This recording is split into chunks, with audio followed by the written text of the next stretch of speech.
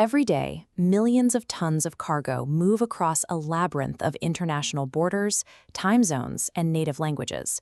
Coordinating that volume of traffic creates a constant potential for miscommunication, where a single misunderstood instruction can halt a port's operations. To manage this, the global shipping industry communicates through a rigid, universal code of three-letter abbreviations. This standardized shorthand acts as a technical protocol, allowing thousands of different players to coordinate the movement of goods across the global economy. Before a ship even turns its engines on, the voyage starts with a COA, or Contract of Affreightment. This is the baseline agreement detailing the specific volume of cargo the vessel is committed to carry. Next comes the LC, the Letter of Credit. This banking instrument guarantees that the seller will receive payment once they present the required shipping documents to the bank. Once the cargo is secured on deck, the most critical piece of paperwork is generated, the Bill of Lading, often written as BL. Looking at this Bill of Lading, we see it serves three distinct legal functions.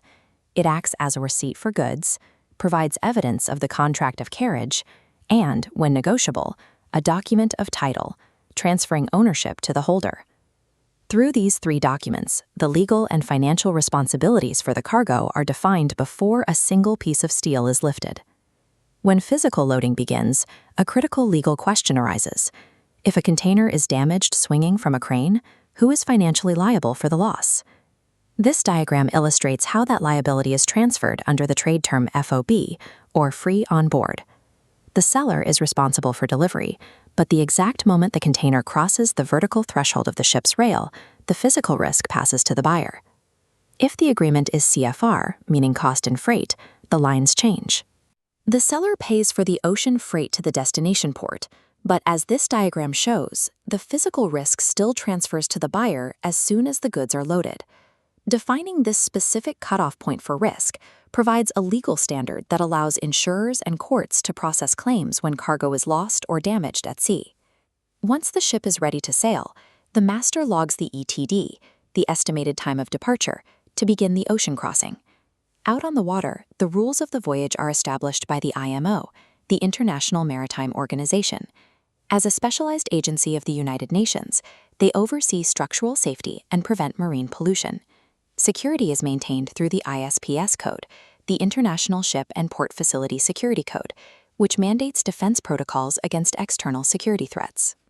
Tracking down maritime fraud, cargo theft, and piracy falls to the IMB, the International Maritime Bureau, a specialized division within the International Chamber of Commerce. These mandates ensure the ocean is a monitored environment where ships must adhere to international law. But even with these regulations, a vessel can face sudden mechanical failure, extreme weather, or illegal arrest in a foreign port. For an immediate physical rescue, ships rely on the LOF, or Lloyd's Open Form. This standard salvage agreement operates on the rule of no cure, no pay. If the solvers don't save the vessel, they don't get paid. If a vessel is arrested for a legal claim, an LOU, Letter of Undertaking, is issued.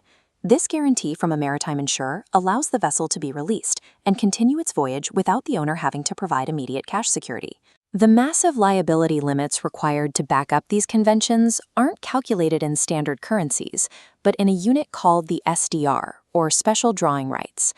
The SDR is an international reserve asset created by the IMF. Using the SDR as a unit of account helps bypass the volatility of individual currency exchange rates. These safety nets provide a framework for managing catastrophic costs, allowing a voyage disaster to be handled within a predictable financial structure. As the ship approaches its destination port, it transmits its ETA, or Estimated Time of Arrival. Upon anchoring, the master issues an NOR, or Notice of Readiness, formally declaring that the vessel is in position and prepared to discharge its cargo.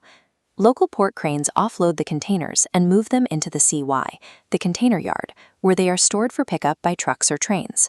Finally, the crew takes inventory of the ROB, checking what is remaining on board, whether that's leftover cargo or fuel reserves in the bunkers.